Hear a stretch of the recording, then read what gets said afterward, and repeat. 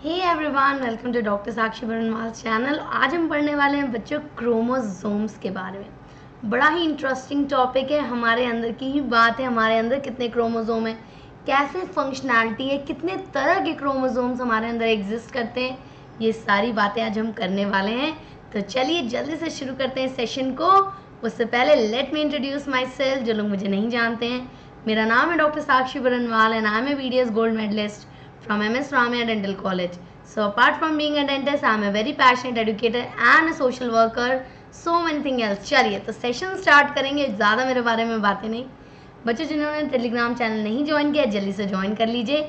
ये रहा लिंक नीचे डिस्क्रिप्शन बॉक्स में भी दिया है। साथ साथ इंस्टाग्राम के भी लिंक दिया हुआ है आपके लिए, ताकि आप मुझसे ईजिली इंटरेक्ट कर सकें जिस भी प्लेटफॉर्म पे आप करना चाहें। आप मुझसे कमेंट सेक्शन में भी कोई अगर आपका सजेशन है ड्रॉप कर सकते हैं। Do not to worry, I will look into it. इसके अलावा अगर आपको सेशन अच्छा लगा तो ज़रूर लाइक करिएगा और अपने फ्रेंड्स के साथ शेयर करिएगा। एंड वो लाल बटन सब्सक्राइब वाला ज़रूर दबा दीजिएगा, ताकि हम दोनों अक्सर अब मिला करेंगे। ओके, ताकि आपको अपडेट मिलता रहे कि क्या नया आ रहा है चैनल पे। एंड बेल आइकन ज़रूर प्रेस करिएगा। तो चलिए बच्चों, आज हम बात कर रहे हैं क्रोमोसोम्स की। तो जब हम बात कर रहे हैं क्रोमोसोम्स, यहाँ पे जो क्रोमोसोम आप बैकग्राउंड में देख रहे हैं, this is taken by an electron microscope. कितना एक्स मैग्नीफाइज को करके तब इसका स्ट्रक्चर यहाँ पे ओरिजिनल दिखाया गया है। जब हम क्रोमोसोम को देखते हैं अपने इलेक्ट्रॉन माइक्रोस्कोप के थ्रू, एक्चुअली वो ऐसा दिखता है। This is a picture, original picture. इसलिए मैं आपको दिखाना चाहती थी कि दिस एग्जिस्ट। जो हम डायग्राम्स बनाते रहते हैं वो क्या ऐसे ही बनाते हैं, ऐसा कोई स्ट्रक्चर है? डेफिनेटली है, तभी हम बना रहे हैं। यस, चलिए तो क्रोमोसोम्स क्या है? क्रोमोसोम्स हमारे क्रोमैटिन मटेरियल से ही कंडेंस होके बनता है। जब हमने लास्ट सेशन में न्यूक्लियस की बात की थी, उसके अंदर हमने पढ़ा था क्रोमैटिन नेट, क्रोमैटिन फाइबर, जो कि कंडेंस होके क्रोमोसोम बनाता है। कब? जब उसको सेल डिवीजन करना होता है। ठीक है, क्रोमोसोम्स बनता है और ये विजिबल नहीं होता है। कब? इंटरफेस के दौरान। हमने बात की इंटरफेस पे हमारा न्यूक्लियस बेस्ट स्टडी हो सकता है। क्यों? क्योंकि उस समय हमारा न्यूक्लियस रेस्टिंग फेज में होता है, हमारा क्रोमोसोम्स बना नहीं होता है। क्रोमैटिन फाइबर रेस्टिंग स्टेज में होते हैं, तो इंटरफेज में क्रोमोसोम बने ही नहीं होते हैं। वो अभी क्रोमैटिन फाइबर की तरह ही प्रेजेंट रहते हैं, इसलिए क्रोमोसोम इंटरफेज में नहीं दिखता है। लेकिन जब हमें क्रोमोसोम को बेस्ट स्टडी करना है, उसके लिए हमें चूज करना चाहिए कौन सा phase? Metaphase.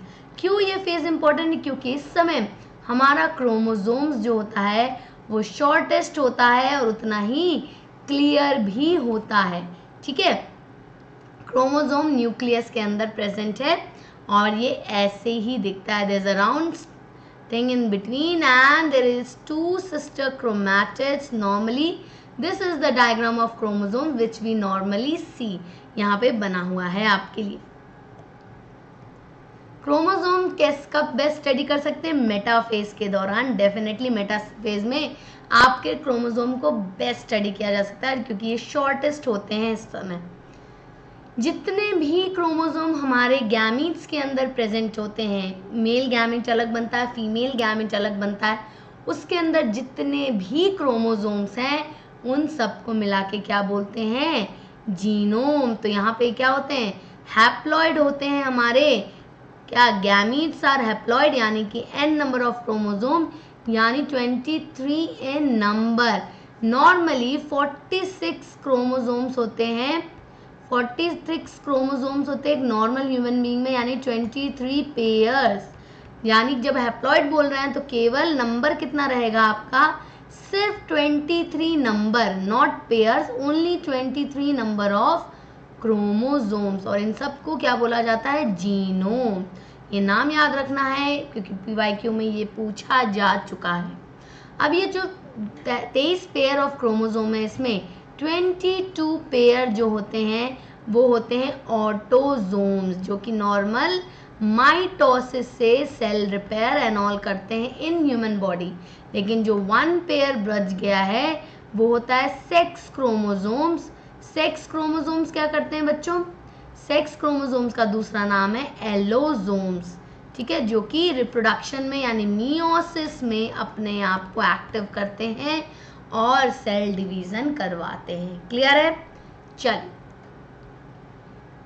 Single human cell approximately 2 meter long thread और DNA distributed among 46 क्रोमोसोम। अगर हम बात करें एक नॉर्मल ह्यूमन बीइंग की तो उसके अंदर 2 मीटर लंबा, 2 मीटर इन लेंथ क्या होते हैं आपके डीएनए होते हैं, जिसके अंदर क्या प्रेजेंट होता है आपका 46 क्रोमोसोम्स डिस्ट्रीब्यूटेड रहता है।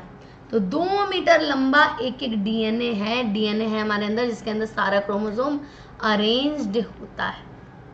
कितने तरह के क्रोमोसोम होते हैं आपके? डिफरेंट टाइप के क्रोमोसोम भी होते हैं। यस, किस वजह से होते हैं? उसके सेंट्रोमियर की पोजीशनिंग की वजह से। अब बात करेंगे व्हाट इज सेंट्रोमियर। तो जब हम क्रोमोसोम्स बना रहे थे तो हमने डायग्राम कुछ ऐसा बनाया था। बीच में हमने लिया था एक छोटू सा सर्किल, फिर बनाई थी सिस्टर क्रोमैटिड, राइट? यही शेप बनाया था हमने बच्चों। ये जो आप सेंट्रल पोजीशन देख रहे हैं ये क्या है? ये एक्चुअली आपका सेंट्रोमियर है। इसको सेंट्रोमियर कहते हैं, जो कि सिस्टर क्रोमैटिड्स को ज्वाइन करने का काम करता है। और हर क्रोमैटिड के इधर और उधर एक एक आर्म होती है। ये आर्म है इसकी, इधर और इधर दूसरी आर्म, और इन दोनों को सिस्टर क्रोमैटिड बोला जाता है। ठीक है, ध्यान से देखिएगा, कुछ भी मिस आउट ना हो। अब ये सेंट्रोमियर की पोजीशन जैसे जैसे चेंज होती है वैसे वैसे क्रोमोसोम का टाइप भी चेंज होता है। तो पहले हम बात करेंगे टीलोसेंट्रिक। टीलोसेंट्रिक क्रोमोसोम के अंदर सेंट्रोमियर बिल्कुल ही टर्मिनल पे प्रेजेंट होता है, यानी कि एकदम ही टिप पे जाके, टी से टिप, टी से टीलोसेंट्रिक, टी से टर्मिनल, यानी टुवर्ड्स द एंड। जब एंड की तरफ आपका सेंट्रोमियर प्रेजेंट होता है तब क्रोमोसोम टीलोसेंट्रिक होता है। यहाँ पे आप टीलोसेंट्रिक का एग्जाम्पल दे सकते हैं। देखिए पूरा क्रोमोसोम नीचे रह गया है, एकदम एंड में जाके सेंट्रोमियर ऊपर की तरफ एकदम एंड पे क्रोमोसोम के जाके अटैच्ड है। ठीक है, दूसरा होता है एक्रोसेंट्रिक। टीलोसेंट्रिक में एक ही साइड आर्म होते हैं, दूसरा साइड आर्म ही नहीं होता है, जीरो। एक्रोसेंट्रिक भी आपका बहुत ज्यादा टीलोसेंट्रिक से सिमिलर है, बट यहाँ पे एक चालाकी सेंट्रोमियर करता है कि टर्मिनल पोजीशन से थोड़ा सा पहले रुक जाता है, यानी कि टिप से थोड़ा सा पहले। ठीक है, थोड़ा सा पहले रुक जाएगा तो एक छोटू सा आर्म आगे की तरफ रहता है और पीछे एकदम बड़ा सा दूसरा आर्म रहता है। ठीक है, तो ये होता है आपका एक्रोसेंट्रिक। ठीक है, यहाँ पे लॉन्ग आर्म और शॉर्ट आर्म की बात करें तो टीलोसेंट्रिक में अगर लॉन्ग आर्म 1 है तो शॉर्ट आर्म 0 है। यहाँ पे ऐसे मान लें 100:0 होगा, यहाँ पे 75:25 होगा, मतलब 25% जितना उधर साइड होगा, 75% इस इधर बैठा हुआ होगा। नेक्स्ट आएगा हमारा मेटासेंट्रिक, जो हम नॉर्मली डिजाइन बनाते हैं अपनी कॉपी में क्रोमोसोम को दिखाने के लिए, यानी दोनों आर्म अगल इधर या उधर बराबर मात्रा में होते हैं, यानी 50-50% होते हैं कि सेंट्रोमियर सेंटर की तरफ होता है तकरीबन, और दोनों साइड तकरीबन एक बराबर आर्म्स ही प्रेजेंट होते हैं। सब मेटासेंट्रिक क्या है? सेंटर से थोड़ा सा हट जाए जब, ठीक है, सेंटर से थोड़ा सा हट जाएगा तो लगभग 66:33 का रेशियो बनेगा। ठीक है, तो अब हम बात करेंगे आर्म रेशियो के बारे में। आर्म रेशियो मतलब कि बड़े आर्म इस टू छोटे आर्म में सबसे ज्यादा आर्म रेशियो किसका आ रहा है? तो हमने पहले बात की थी टीलोसेंट्रिक की। टीलोसेंट्रिक 100/0 कितना होगा? 0 ही होगा। 75:25 3:1 होगा, राइट। 50:50 कितना होता है बच्चों? 1:1 होगा अगेन। ठीक है, 1:1, और ये होगा 2:1, राइट। लेकिन सबसे ज्यादा आर्म रेशियो किस में आया? सबसे ज्यादा आया आपके एक्रोसेंट्रिक में, जिसमें 3:1 ऑलमोस्ट था, यानी कि सबसे ज्यादा आर्म रेशियो आपके एक्रोसेंट्रिक में देखा जाता है। और ये अगेन PYQ में तकरीबन 3 से 4 बार पूछा जा चुका है, तो ये याद रखिएगा, एक्रोसेंट्रिक में सबसे ज्यादा आर्म रेशियो देखा जाता है, सबसे ज्यादा ही पूछते हैं, यहाँ से एक ही क्वेश्चन बनता है। ठीक है, तो मैक्सिमम आर्म रेशियो किसमें है? एक्रोसेंट्रिक टाइप ऑफ क्रोमोसोम्स में। अब आएंगे नेक्स्ट पार्ट पे, इसको कहेंगे कैरियोटाइप। अब कैरियोटाइप क्या है भाई? ये क्या है? कैरियोटाइप मतलब कितने प्रकार के, विभिन्न प्रकार के क्रोमोसोम हमारे अंदर है, किन किन प्रकार के प्रकृति के प्रकार के, ज़्यादा हिंदी हो गई सॉरी, किस किस तरह के क्रोमोसोम हमारे बॉडी में प्रेजेंट है, उनके अलग अलग कैरेक्टरिस्टिक के हिसाब से उस पूरे क्रोमोसोम का एक जो पूरा संग्रह बनाएंगे, पूरा एक तरह का एक पॉन्ड बना लेंगे, उसको हम क्या कहेंगे, कैरियोटाइप. तो this collection of different type of chromosomes in human body is known as karyotype. तो ये क्रोमोसोम डिफरेंट डिफरेंट तरीके से अरेंज हो सकते हैं. हो सकता है सेंट्रोमियर के हिसाब से हो सकता है आर्म रेशियो के हिसाब से हो. ठीक है, तो ये इनका अलग अलग पॉइंट होगा अपना. कोई होगा जो कि कितने नंबर ऑफ क्रोमोसोम है, कहीं में सिस्टोक्रोमैटिड होता ही नहीं है, सिर्फ एक क्रोमोसोम ही आपका काम चला लेता है. तो डिफरेंट डिफरेंट तरह के क्रोमोसोम देखे जाते हैं इंडिविजुअल के अंदर. उन सारे की रिपोजिटरी को, कलेक्शन को कैरियोटाइप बोला जाता है. As simple as that. ठीक है, तो अब नेक्स्ट देखेंगे इसके बाद ईडियोग्राम. ठीक है, ईडियोग्राम जो होता है, इसी कैरियोटाइप को जब आप डायग्राम के फॉर्म में शो करते हैं तो उसको कहते हैं ईडियोग्राम. बहुत सिंपल सा एक्सप्लेनेशन है.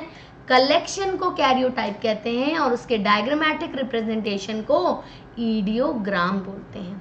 ठीक है, तो ये रहा डायग्रामेटिक रिप्रेजेंटेशन ऑफ कैरियोटाइप, जिसमें कि आपका सेक्स क्रोमोसोम किस तरह अरेंज्ड है, क्रोमोसोम अपने लेंथ के हिसाब से किस तरह अरेंज्ड है, सारी चीज़ें एक डायग्राम के अनुसार आपकी दिखा दी जाती हैं. उसी को ईडियोग्राम बोलते हैं. स्ट्रक्चर ऑफ क्रोमोसोम क्या है, क्रोमोसोम में सेंट्रोमियर होता है. यहाँ पे देखिए सेंटर पे सेंट्रोमियर होता है. ठीक है, ऊपर दो आपके सिस्टर क्रोमैटिड होती हैं, 1 और 2 मोस्टली, और 2 आर्म्स होते हैं. राइट, और इसके अंदर होता है डीएनए का पूरा मॉलिक्यूल. ठीक है, इसके अंदर डीएनए प्रेजेंट होता है. तो पहले बात करेंगे क्रोमैटिड की. तो मेटाफेज में each chromosome consist of 2 cylindrical structure called chromatid. Metaphase में बेस्ट स्टडी कर सकते हैं क्रोमोसोम को, और इस समय क्या देखा जाता है, 2 सिलेंड्रिकल स्ट्रक्चर प्रेजेंट है, एक जिसको हम क्रोमैटिड कहते हैं क्रोमोसोम के अंदर. Right, both sister chromatid are joined together by a common centromere. तो दोनों सिस्टर क्रोमैटिड एक दूसरे से कैसे ज्वाइंट है, सेंट्रोमियर के थ्रू ज्वाइंट होती हैं. अ क्रोमोसोम में हैव सिंगल क्रोमैटिड और 2 क्रोमैटिड. जरूरी नहीं है सिस्टर क्रोमैटिड हमेशा प्रेजेंट हो. कई बार हो सकता है एक ही क्रोमोसोम प्रेजेंट हो, बस कोई सिस्टर क्रोमैटिड ना हो. ठीक है, कई बार हो सकता है सिस्टर क्रोमैटिड प्रेजेंट हो, तो जरूरी नहीं है. It can be 1, it can be 2. Each chromatid consists of single long thread of DNA associated with histone, non-histone and RNA. तो हमने लास्ट क्लास में भी देखा था कि हमारे क्रोमैटिन फाइबर के अंदर क्या क्या प्रेजेंट था. तो क्रोमोसोम के अंदर भी वही रह जाएगा, क्योंकि क्रोमैटिन ही तो कंडेंस होकर आपकी क्रोमोसोम बन रहे हैं. तो इसके अंदर होगा DNA, RNA, histone and non histone protein. Histone protein में हमने बात की थी सबसे ज़्यादा कौन सा प्रोटीन प्रेजेंट होता है, आर्जिनिन एंड लाइसिन. ये याद रखिएगा, ये क्वेश्चन अगेन आ चुका है. अभी क्या है, सेंट्रोमियर, जो कि कनेक्टिविटी देता है दोनों सिस्टर क्रोमैटिड को. इस क्रोमैटिड के अंदर 2 डिस्क लाइक प्रोटीनिशियस स्ट्रक्चर होते हैं जिनको कहते हैं kinetochore.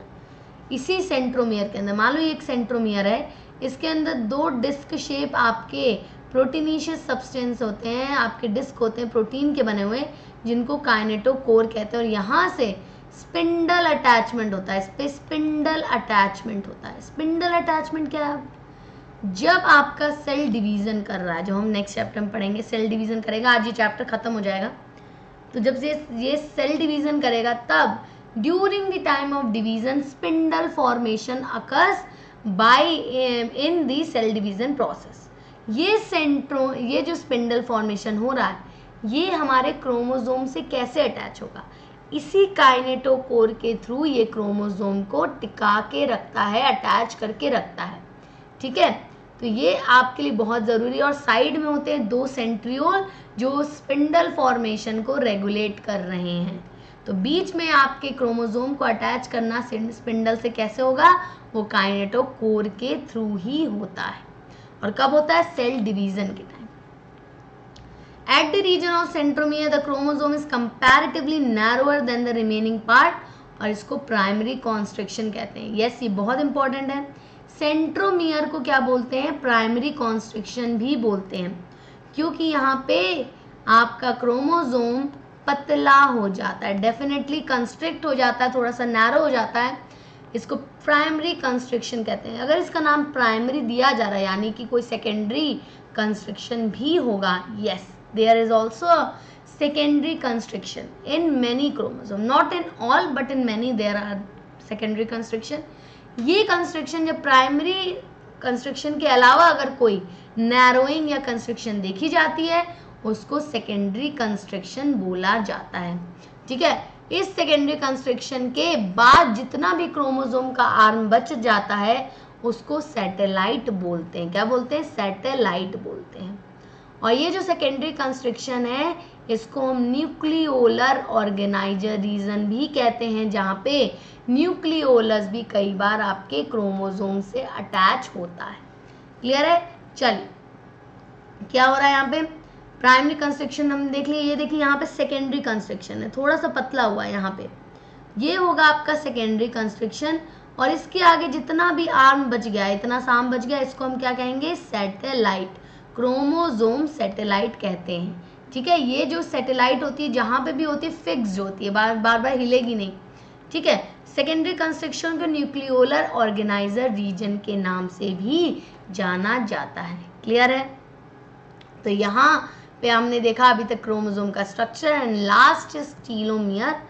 Polar end of chromosome को टीलोमियर कहते हैं। जो टर्मिनल एंड होता है क्रोमोसोम का उसको टीलोमियर के नाम से जानते हैं। ये क्यों प्रेजेंट होता है?